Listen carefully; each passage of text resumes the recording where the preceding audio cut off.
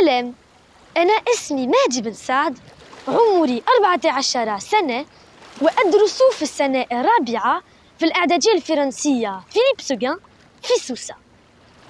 اليوم أريد أن أحدثكم على المحيطات وأهميتهم في حفاظ الحياة على الأرض، كما أريد أن أحدثكم على البلاستيك وتأثيره على المحيطات. Chaque année, plus de 8 millions de tonnes de plastique pénètrent nos océans, perturbant l'harmonie qui y règne et détruisant ces écosystèmes. Cependant, a-t-on suffisamment réalisé que nos déchets synthétiques finissent dans nos fleuves et nos rivières? Bien sûr que non. Or, pour éviter que ces scénarios dévastateurs s'amplifient, il est d'une importance primordiale d'étudier les dégâts du plastique sur nos océans. Tout plastique ayant fini dans la nature, poussé par le vent, atteindra un cours d'eau. Pour lui, une porte d'entrée vers l'océan. Ce dernier, une fois atteint, nos déchets s'accumuleront au gré de courants marins dans des gyres océaniques. Plus tard, ils réapparaîtront sur nos littoraux ou bien se dégraderont en micro- et nanoparticules et entreront dans le monde de l'infiniment petit. À partir de cet instant, ils deviennent comme invisibles et se propagent partout. De nos villes à nos montagnes, de nos rivières aux abysses de l'étendue bleue, des fonds marins aux intestins des crustacés, et comme pour le punir, finissent dans le système digestif de l'homme. Selon des études, nous ingurgitons l'équivalent d'une carte bancaire de plastique chaque semaine. Si ces faits vous surprennent ou vous effraient, alors mettez-vous à la place de ces milliers d'espèces marines qui périssent chaque jour, s'échouant sur le banc de sable, des kilos de plastique dans le ventre.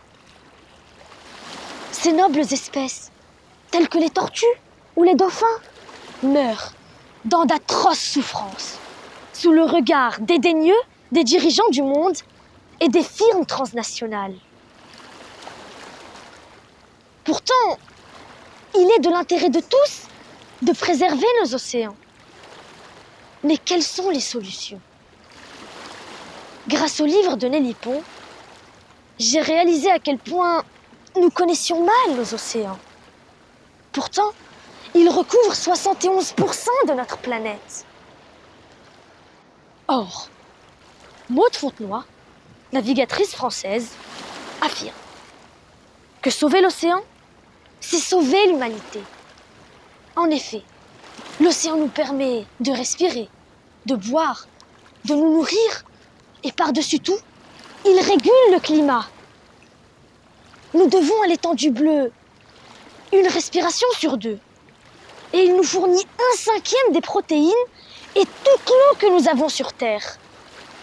De plus, il absorbe près de 30% du CO2 et 93% de l'augmentation de la température due à nos activités. Et ce ne sont pas moins de 500 millions de personnes qui vivent directement de l'océan. Cependant, les conclusions du GIEC sont sans appel.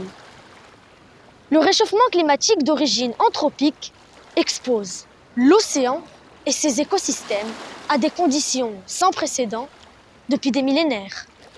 Alors, il est de notre devoir, nous, scientifiques, élus, dirigeants et citoyens, de changer les choses. Nettoyer, collecter, recycler. Il y a de nombreuses solutions pour remédier à ce cataclysme. Mais la meilleure d'entre elles est de changer nos habitudes et d'éradiquer le plastique à usage unique. Après tout, ce n'est pas à cet écosystème, vieux de 4 milliards d'années, de s'adapter aux hommes, mais plutôt aux hommes de s'adapter à lui et de le préserver.